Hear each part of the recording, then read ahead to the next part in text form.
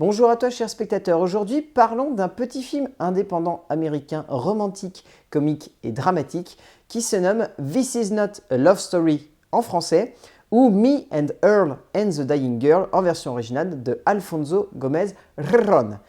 L'histoire, c'est celle de Greg, qui est un jeune garçon qui a des rapports assez particuliers avec les êtres humains. Il considère qu'il ne doit pas trop se rapprocher d'eux pour éviter d'avoir à interagir avec eux. Mais du jour au lendemain, il va devoir se rapprocher de Rachel, une jeune fille qui est dans le même lycée que lui et qui a été diagnostiquée d'une leucémie. Et sa mère va lui demander « Va donc la voir et remonte-lui un peu le moral ». Ça emmerde Greg, mais résultat, ils vont se rapprocher. Et tout le principe du film est de nous montrer l'évolution du rapport entre lui et elle, et les montrer en train de se dévoiler l'un à l'autre. Les comédies comme ça, c'est toujours très beau. Alors forcément, c'est intéressant parce que c'est adapté d'un roman écrit par Jesse Andrews, qui écrit le scénario en plus de ce film, et c'est une comédie dramatique et romantique qui, non content d'être un premier long métrage, a un petit quelque chose de très touchant qui rappelle, et ça ne sera pas anecdotique du tout pour certains, 500 jours ensemble de Mark Webb. Que ce soit dans le ton, que ce soit dans l'esprit qui se dégage du film, ou que ce soit dans la manière d'aborder la thématique romantique, le film a beaucoup de points communs avec 500 jours ensemble, mais est radicalement différent dans sa démarche et dans sa construction. Parce que ce film a vraiment envie de mettre en avant surtout les rapports humains, et avant même cela, mais presque un rapport introspectif entre le cinéma et la manière avec laquelle on conçoit le cinéma. Dans le sens où, on peut tout de suite aborder le scénario, dans le scénario de Jesse Andrews, adapté donc de son propre roman, les personnages de Greg et Earl sont fans de cinéma d'auteurs européens. C'est-à-dire qu'ils ne regardent que des classiques du cinéma européen, type Le Septième Saut, À bout de souffle, Le Mépris, etc. Mais ce qui est super intéressant, c'est que tout au long du récit, ils vont se mettre en scène en train de reprendre des dérivés de ces films-là. Et résultat, Jesse Andrews s'amuse à développer autour de ça un rapport entre ce que les personnages pensent du romantisme ou pensent de la comédie et ce qu'ils font réellement des codes de ce genre-là. C'est ultra introspectif comme scénario. Dans cette direction-là, résultat, on peut y voir beaucoup de réflexions sur le cinéma, on peut y voir beaucoup de réflexions sur l'humain et on peut y voir beaucoup de réflexions autour des rapports qu'entretiennent les personnages, donc les êtres humains. C'est hallucinant de voir à quel point ce scénario a été construit autour de ça.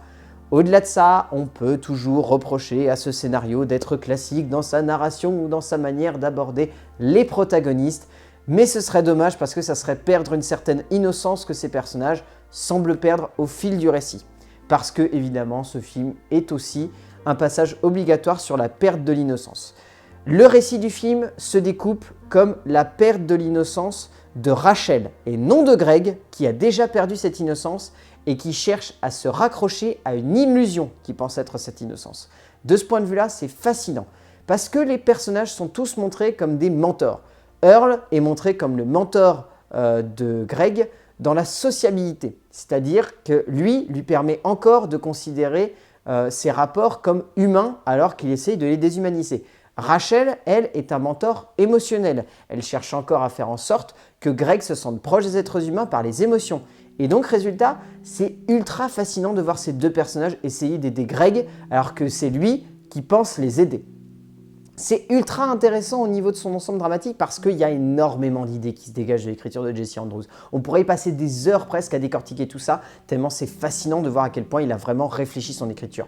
Oui, la narration est ultra linéaire dans certains aspects, c'est-à-dire qu'elle est très classique, mais elle regorge tellement de petites idées qui sortent de par-ci, par-là, qui étaient dans le même esprit dans 500 jours ensemble, dans le sens où il y avait une introspection totale et où le film commençait direct sur un postulat où ce n'était pas une comédie romantique, loin de là, et que même on détestait ça. C'est vachement intéressant. C'est vachement intéressant aussi au niveau de la mise en scène de Alfonso Gomez Rejon, qui réalise donc son premier film en tant que metteur en scène au cinéma, parce qu'il a également réalisé des épisodes de séries. Mais là, c'est son premier film cinéma, donc c'est son premier long métrage.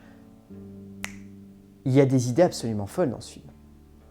Au niveau de la mise en scène, c'est absolument dingue, mais Ron, il est ultra fasciné par le cinéma de Anderson, alors de Wes Anderson. Parce que toute la mise en scène est conçue comme du Wes Anderson. C'est absolument dingue, mais il y a des plans dans ce film qui sont fous. Il y a des plans qui sont de l'hommage pur et dur à Wes Anderson. Il y a des cadres qui sont symétriques à un degré plus symétrique, tu crèves quoi. Et c'est exactement du Wes Anderson. C'est absolument dingue. Il y a des plans dans la cantine qui font des travelling, mais sur une dizaine de mètres, entièrement symétriques et parfaitement calés. C'est juste parfait et c'est magnifique, quoi. C'est juste sublime de voir ça. Il y a des idées à la seconde et c'est vraiment fascinant. Il y a des cadres des fois dans la chambre de la jeune fille là. Dans la chambre de Rachel, il y a des plans des fois où les personnages sont dans un tout petit coin et où il y a un énorme vide, et on n'a jamais la sensation pour autant que le cadre est vide, quoi. C'est toujours un cadre qui est rempli d'idées, c'est toujours un cadre qui est rempli d'imagination et qui laisse de la place au spectateur. Et il y a vraiment un dynamisme pareil au niveau du montage, au niveau de la musique, au niveau de la narration en voix off. C'est toujours dynamique. Il y a des petits intertitres aussi qui viennent rappeler vaguement le but du long métrage. Et c'est vraiment intéressant, quoi. C'est vraiment fascinant. Le titre français est un peu pompeux malheureusement, mais il permet, on va dire, d'apporter un certain cynisme et une certaine ironie qui se ressentent tout au long du film. Et ça marche vraiment bien. Enfin, ouais, le récit est très très bien amené par Ron qui arrive vraiment à amener des idées à la seconde. Et c'est fascinant, quoi. C'est vraiment fascinant. Ça marche à merveille, quoi. Il n'y a rien d'autre à redire. Au niveau du casting, alors forcément, on retient les 3 acteurs principaux, qui sont les excellents Thomas Mann, qu'on avait déjà vu dans Projet X, qui la explose, est juste superbe. Olivia Cooke, qui est juste magnifique dans le rôle de Rachel, et R.J. Cyler dans le rôle de Earl. Ces 3 acteurs-là, c'est des pépites. Ils vont aller super loin, quoi. Ils sont à crever le plafond, ils sont exceptionnels tout au long du film. Les 3, on les retient à la fin, on n'arrive pas à les détacher. Ce sont les 3 que l'on garde en tête. Les 3 acteurs de ce film sont des bijoux. Et s'ils ne vont pas plus loin dans le cinéma indépendant américain, c'est vraiment qu'il y a un problème parce qu'ils sont tous les 3 géniaux. Et c'est les vraies 3 grosses surprises de ce film, en plus du metteur en scène. C'est dingue, ils sont exceptionnels et ils crèvent le plafond tout du long. Donc voilà, This Is Not a Love Story est un très joli film. Vraiment est une très jolie surprise, un vrai moment de bonheur, dynamique, intelligent, rempli de bonnes idées, rempli de douceur avec le spectateur. C'est un magnifique portrait humain, c'est un magnifique moment de poésie, c'est extrêmement beau graphiquement parlant, c'est superbement bien joué par un trio d'acteurs exceptionnel. Donc ouais, si vous avez l'occasion, foncez voir This Is Not a Love Story de Alfonso Gomez Rejon. C'est une tuerie ce film, c'est vraiment une perle et c'est à ne pas manquer sous aucun prétexte. A plus!